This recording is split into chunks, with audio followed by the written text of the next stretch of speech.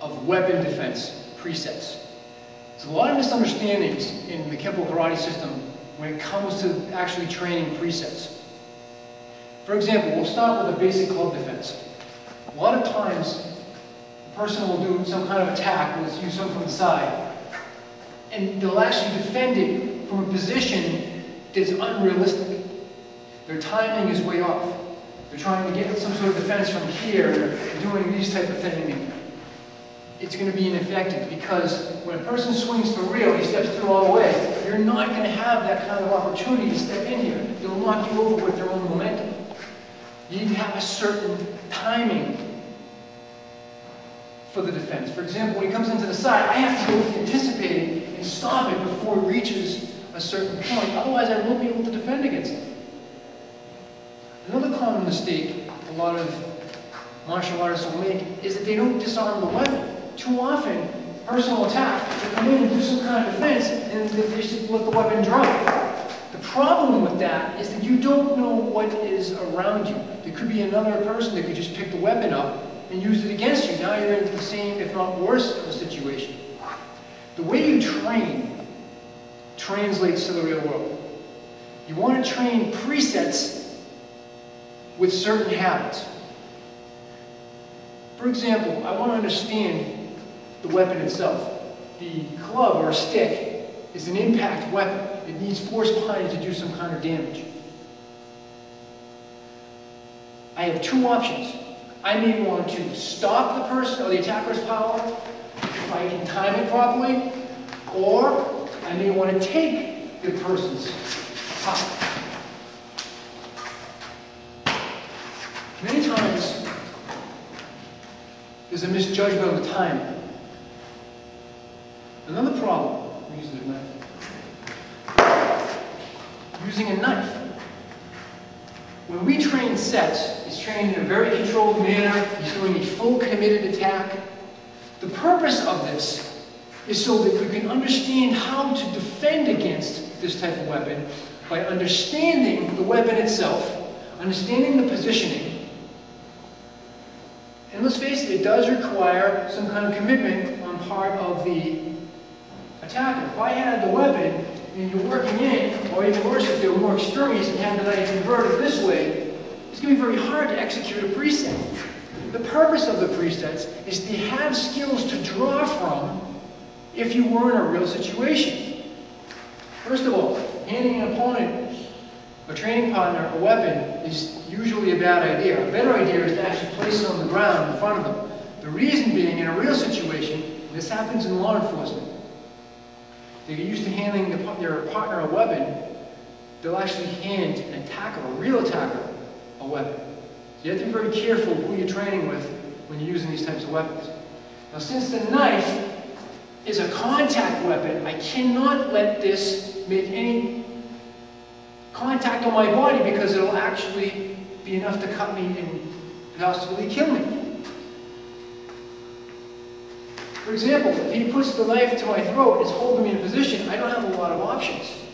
I'm going to have to rely on certain skills, such as trying to confuse the opponent. If he has me in this type of hostage situation, he wants something. I can just say something, what do you want? And you have to act scared. When he gives me a command, now he expects me to move. Then I may want to get some kind of block. You notice I disarm. You notice I move safely away from the opponent. I'll see this a lot of times in some type of defense. They'll grab and they'll twist and they'll fight with them. They'll take the knife and then you're just going to stand over the person. Very bad habit. What if I didn't actually disarm him properly? What if he turns and grabs me? Now he can get my legs or kick up or get me in. Yes, I have a knife, that's great. But I've just made the situation much more difficult. You need explosive movements. You got to get in and get out. You don't have a lot of time to play.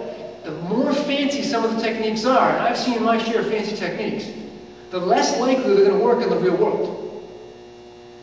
Lastly, would be a gun or a firearm. This has to be handled completely different than the stick and the knife. Because it's a projectile weapon that actually has what we refer to as an infinite plane, that's going to put me in a much more dangerous situation. Now, the gun can obviously be pointed at different parts of the body. It might be at the top of my head. It has to be addressed a certain way. There's certain aspects of the gun, such as muzzle flash when the actual firearm discharges. I got to worry about the slider going back and forth. I have to be concerned about the actual bullet itself. I need to be on this side of the plane. Because if I'm anywhere on this side, I'm in big trouble. Maybe it's just a part of my body. The noise from firing the gun, if you've ever fired a firearm, you know what I'm talking about. It's going to stun you. If you've never heard a firearm go off, it's going to scare you, and you're not going to be able to execute a pretty little preset.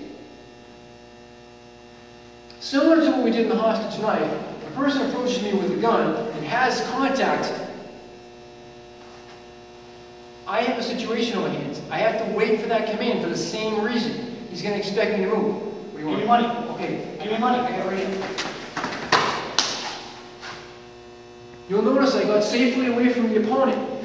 I tapped back in the magazine into the weapon to make sure that it was actually engaged. And I pulled the slider back to make sure it was actually loaded. And I assessed the situation. No, I don't recommend shooting somebody. But I'm in a position that I have control. I didn't do much damage to him in that case. But in this case, he had the weapon against me. It was up high so I could have my fingers high. I moved around out of the line of fire as quickly as possible. I disarmed, actually grabbing the weapon, which is a risk in itself, and then I just went against the weapon, thumb, underneath, through, tap, rack, and assessed. There might be other times you do not want to actually grab the weapon, because there's risk grabbing the weapon, because when it discharges, it's going to do some damage to your hand. You have to decide what's going to be the right move at that particular time. There's a lot of different things you can do with the gun. It can be from behind where I can't even see, where I'm actually going to have to look to see what's there. And you notice I've even taken a little bit of a step so I can actually assess what's going on here. Now, I'm not going to do anything like this because he'll simply see it. Or if I'm just going to go for the gun, he'll just pull it back and fire.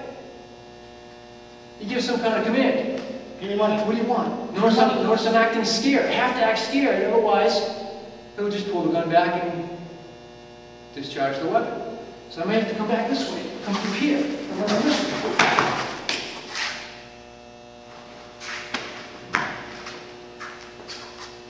It's very dangerous.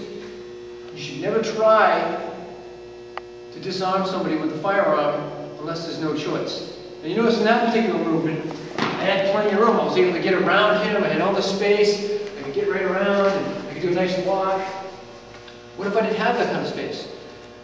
For example, the Federal Air Marshals, they have an 18-inch aisle on an airplane to deal with. They're not going to have that kind of space to do a rolling jiu-jitsu walk. Instead, it might be something of this nature, where they point the gun at my head. Come on. You'll notice the difference, where I just went right for the disarm. Because I have to be concerned of all the passengers. Even if the gun fires, I don't want to disrupt the plane. There's all these different things you have to assess is the point. Who else is around me? If I had a friend with me, and the gun was this way, say the friend was standing on this side of the wall. If I did this, now I put my friend in the line of fire. There's a lot of different things you need to assess in a moment's instant.